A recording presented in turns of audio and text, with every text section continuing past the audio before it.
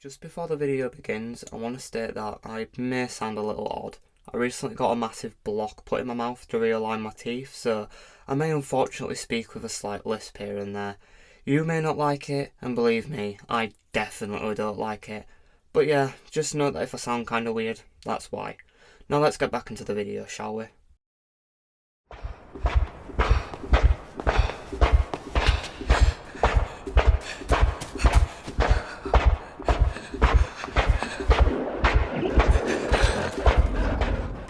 Hello everyone and welcome to the Indie Crew channel. I'm your host Ghost Waffles and today we're going to be diving into the bleak world of Inside. Inside was developed and published by Playdead and was released on the 29th of June 2016. It's available for PlayStation, Xbox, Nintendo Switch, PC and mobile devices. For those wondering, I'll be reviewing the PlayStation version of the game, specifically on the PS5. On PlayStation, it costs £15.99 or $19.99. On Xbox, Nintendo Switch and PC, the game costs £16.99 or $19.99. And on mobile devices, the game can be played for free, but additional purchases will need to be made to access the full experience. Inside is a side-scrolling puzzle platformer, where you play as a small unnamed boy in a red shirt, trying to simply survive in a bleak and dull dystopian society. Whilst not a scary game, it's by far an incredibly depressing one, and there are some moments that can be genuinely disturbing, but I think that these moments are what make the game the masterpiece that it truly is. I believe that the biggest and most important thing about Inside is its extremely interesting story. The story is purposefully kept incredibly vague, and you're only really able to piece it together via small clues, such as things happening in the background or going off into secret areas that branch off from the main path. Because of this, a lot of people online have theorised what this game's story and messages could actually be about, something that truly puts a smile on my face. I've always loved when games or shows or movies leave their endings up to interpretation, if done properly of course.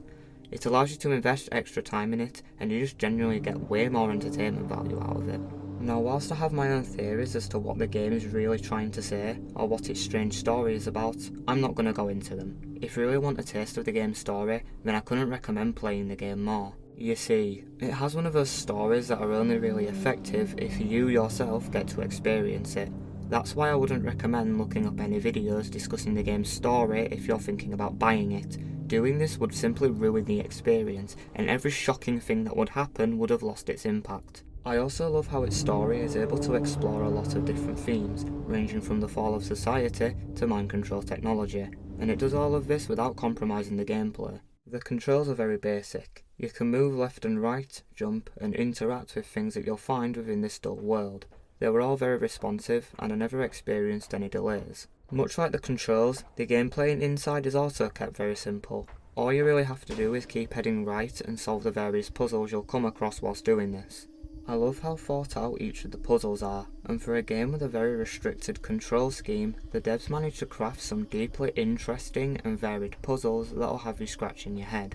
No two puzzles are the same, they're all individually unique, which helps make the gameplay far more enjoyable and stand out. The puzzles that stood out to me personally were the ones where you got to use different things. For example, when you get midway through the game, you gain access to a submarine, which allows you to access a huge underwater section and also gives you the ability to do a big charge, which is predominantly used to break wooden boards and launch yourself up out of the water. I personally love this section, as the puzzles here got really interesting, as the devs had to think of a way to incorporate the submarine into them. Additionally, in this underwater segment, you encounter enemies that the community has named the mermaids, or sirens. They have the appearance of small girls with long black hair. They're able to breathe underwater, and you have to use your flashlight to stop them from getting close to you, because if they get close enough, they'll attack the submarine, and eventually drown you. These guys made this section hella scary, and I loved the intense challenge they brought with them.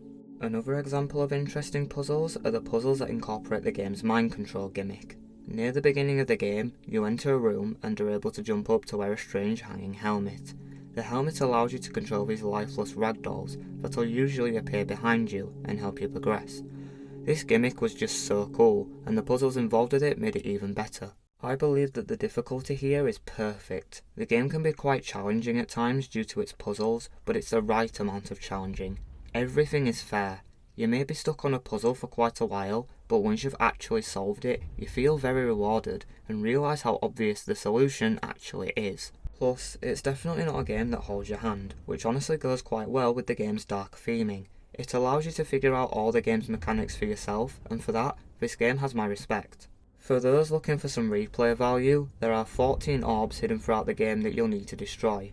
They usually reside in secret rooms away from the game's main path. Sometimes it can be as simple as finding them in a secret room, but sometimes you'll need to solve a puzzle to get to them. Once all of these orbs have been destroyed, you can unlock a secret ending. These were all really fun to scout out, and the rewarding of a secret ending felt incredibly satisfying, and was a great way to reward the player while still tying into the story. To say that the art style here is phenomenal would be a complete understatement. This has got to be one of the most gorgeous games I've ever played. It uses a very minimalist art style, but I'm blown away with how much detail and meaning it's able to capture whilst containing no detail at all. It really helps to flesh out the bleak world you're trapped in. The soundtrack here just consists of ambient music, which, don't get me wrong, it fit really well with the game and managed to amplify feelings of intenseness and sorrow, but I don't have any personal favourites. Whilst admittedly they were quite forgettable, I honestly think this is okay, as the game shines in many other places, like with its storytelling, art style and unique gimmicks. And with all that said, that's just about it for my review on Inside. I'll be giving this game a very well earned review score of 10 out of 10. This is genuinely one of the best games I've played in recent times, and to be honest, writing this review was actually quite a challenge. There's a lot of other things I could have talked about, but once again, I believe this is a game that needs to be experienced without knowing much going into it. Plus, if I'd have gone into more detail about why I love this game so much, I reckon this video would at least be around an hour long. I honestly couldn't recommend this enough. It's truly a great game. If you're still watching, then thanks, it's very much appreciated. I want to give a huge thanks to Miss Textures for the amazing thumbnail art, and if you've enjoyed the vid, then our community Discord server is in the description, along with Miss Textures' socials.